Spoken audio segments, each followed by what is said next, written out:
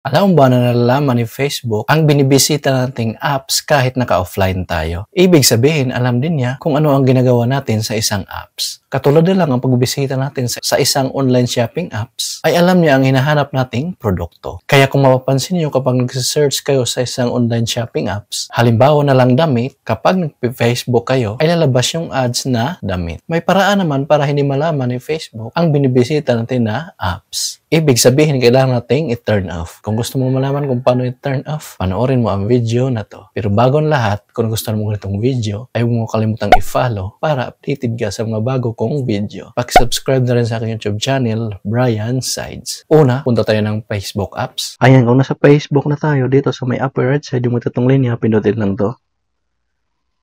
Then, scroll up. Pindutin itong Settings and Privacy. Pindutin itong Settings.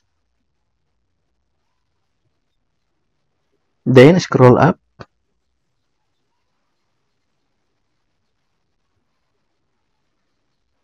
Then, under sa Your Information, pindutin lang tong Off Facebook Activity.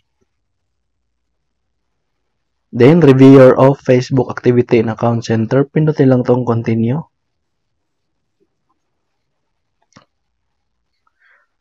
Ayan, nakalagay dito your activity of Meta Technologies. Pindutin ko lang tong learn more about activity of Meta Technologies. Ayan, so nakalagay dito so kahit naka-offline tayo kay Facebook, ay nare-record niya pa rin. So pindutin ko lang tong next. So dito, how did we receive your activity? Pindutin lang itong next.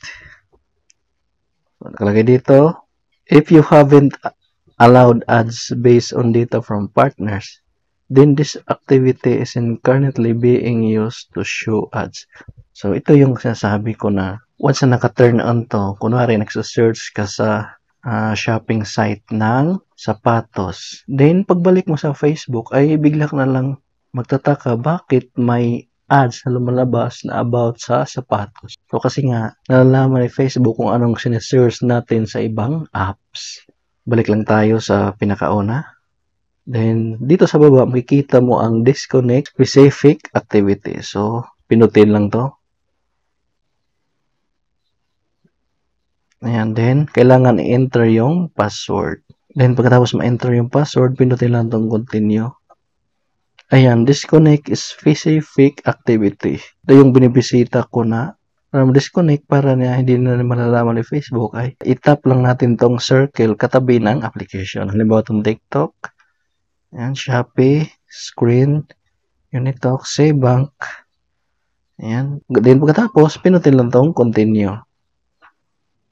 Ayan. Then pagkatapos, pinutin lang tong confirm. Ayan, activity disconnected. Then back lang natin. I-close ko lang to. Then dito naman sa clear previous activity, pinutin lang to. So, i-clear natin yung na-record ni Facebook na activity nung nakaraan. So, pinutin lang tong clear. Ayan, clear previous activity. Ayan, previous activity cleared. Then, back ko lang. Then, pinutin ulit tong manage future activity. Check natin tong disconnect future activity. Pindutin lang tong continue. Pindutin ulit tong disconnect future activity. Ayan, future activity will be disconnected. So, hindi na marirecord ni Facebook yung mga activity natin once na naka-turn off to.